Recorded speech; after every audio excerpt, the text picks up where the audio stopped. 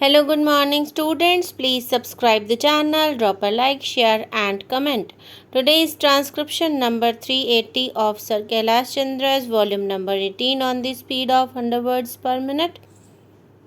Start. Sir, the Tariff Commission having once forwarded the common agreement between the cane growers and the factory owners now tries to modify that accord or agreement. It talks of deductions from excess profits on account of the rehabilitation of factories and export losses. If I mistake not, sir, government itself, in one of its letters dated the 14th April 1981, told the Mill Owners Association that factories were not entitled to export loss, and they based this argument on a certain calculation of prices, into the details of which I need not go. Now, in regard to rehabilitation, I might say if of the two, the factories and the cane growers, rehabilitation is needed, it is the rehabilitation of the cane growers that is needed most. We know in many parts of India, the sugarcane growers suffer sometimes from drought and sometimes from floods. These days, due to heavy floods in Uttar Pradesh and Bihar, the sugarcane growers have suffered considerably. So, if the government is really keen about rehabilitation, and if the Tariff Commission is equally solicitous of the interests of the capitalists and the cane growers, then we should insist on a rehabilitation fund for the help of the cane growers who suffer on account of drought or on account of floods. Instead of that, the Tariff Commission talks of rehabilitation of the mill owners as if the mill owners suffer more from calamities than the cane growers, as if the mill owners are weaker of the two.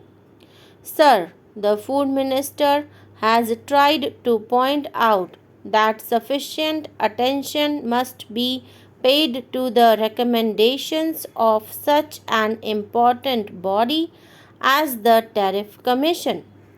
Is the government prepared to implement all the recommendations of the Tariff Commission, even in the case of the sugar industry?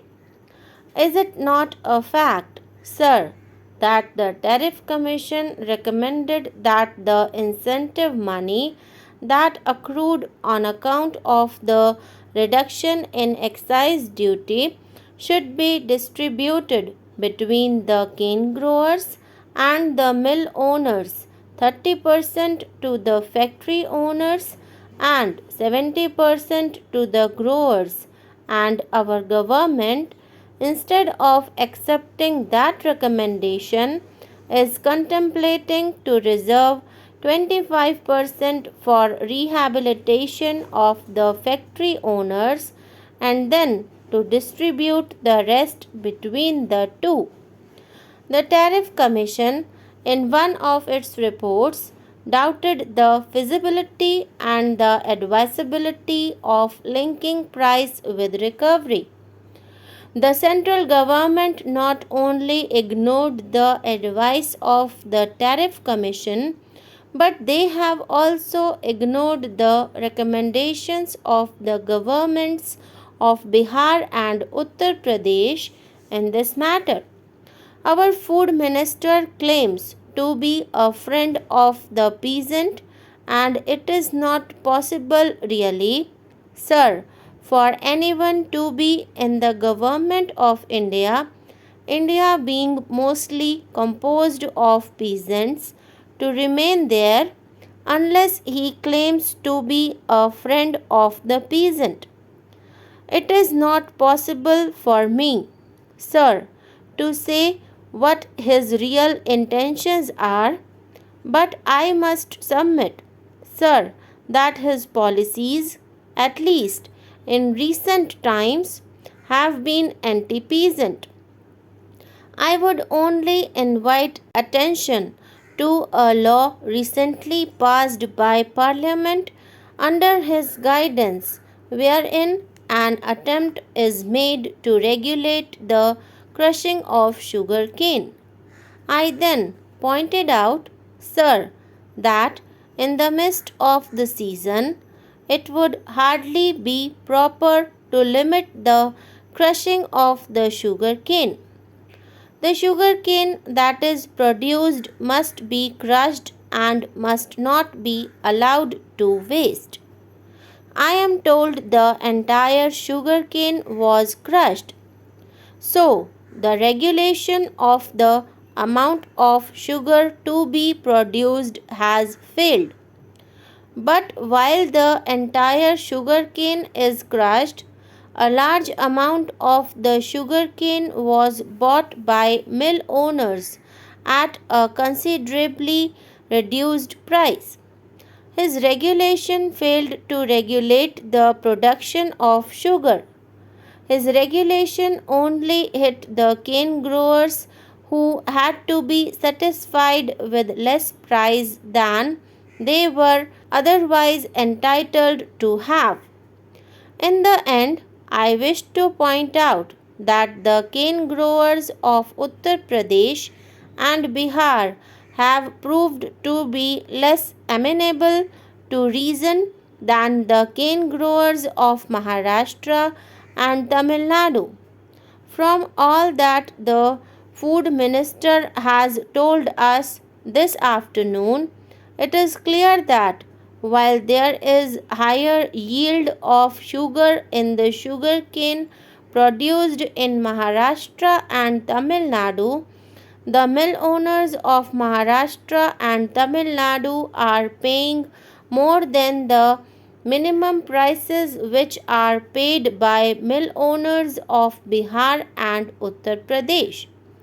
There were, in my own city, two sugar factories. Now they are linked together into one.